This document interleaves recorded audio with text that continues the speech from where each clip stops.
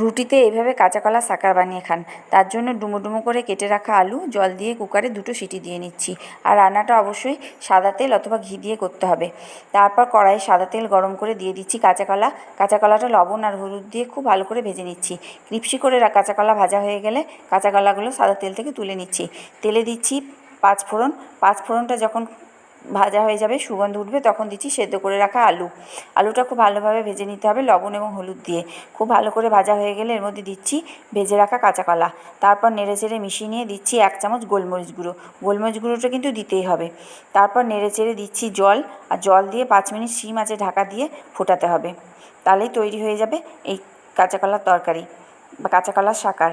এরপর 1 চামচ ঘি দিয়ে গরম গরম পরিবেশন করব।